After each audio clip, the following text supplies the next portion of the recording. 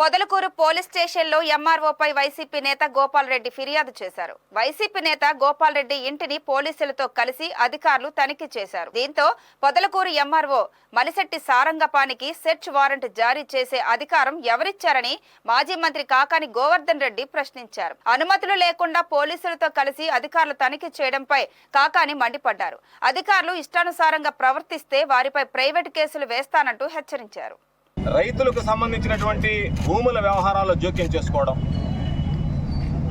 దాని మీద పోలీసులను పురమాయించడం, పోలీసులు వెళ్ళి రైతు సాగు చేసుకుంటున్నటువంటి సాగులో ఉన్నటువంటి భూమిని ఇతరులను అప్పచెప్పడానికి ప్రయత్నించడం, వాళ్ళని తీసుకొచ్చి గంటల తరబడి పోలీస్ స్టేషన్లో కూర్చోబెట్టడం, వాళ్ళని దుర్భాషలాడడం, వాళ్ళ మీద దాడి చేయడం, ఇటువంటి దౌర్జన్యకరమైనటువంటి పరిస్థితుల్ని చూస్తూ వచ్చాం.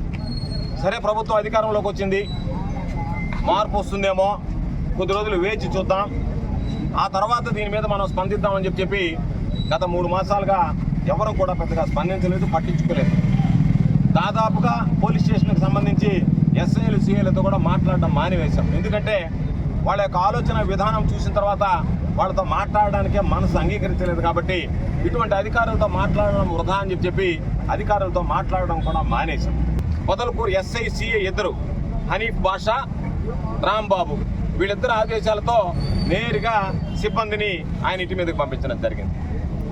ఏ హక్కు ప్రకారం, ఏ అధికారం ప్రకారం ఒక తహసీల్దార్కి సర్చ్ వారెంట్ ఇష్యూ చేసేటువంటి అధికారం ఉంది అని చెప్పి మేము ప్రశ్నిస్తున్నాం. Section 94 of criminal procedure code క్లియర్గా చెప్తుంది. జిల్లా మ్యాజిస్ట్రేట్ కలెక్టర్ గారు, సబ్ డివిజనల్ మ్యాజిస్ట్రేట్ ఆర్డీఓ గారు లేదా ఫస్ట్ క్లాస్ జ్యుడిషియల్ మ్యాజిస్ట్రేట్కి మాత్రమే క్రిమినల్ ప్రొసీజర్ కోడ్ సెక్షన్ 94 ప్రకారం ఎక్కడన్నా ఎవరన్నా ఇంటికి వెళ్ళాలంటే సర్చ్ వారెంట్ ఇష్యూ చేసేటువంటి అధికారం వీళ్ళ ముగ్గురికి ఉంది తప్ప తహసీల్దార్కి లేదు. మేము ఇష్టారాజ్యంగా వ్యవహరిస్తామని చెప్పి ఈరోజు ఈ మలిశెట్టి సారంగపాణి అనేటువంటి వ్యక్తి ఆదేశాలతో అటువంటి DT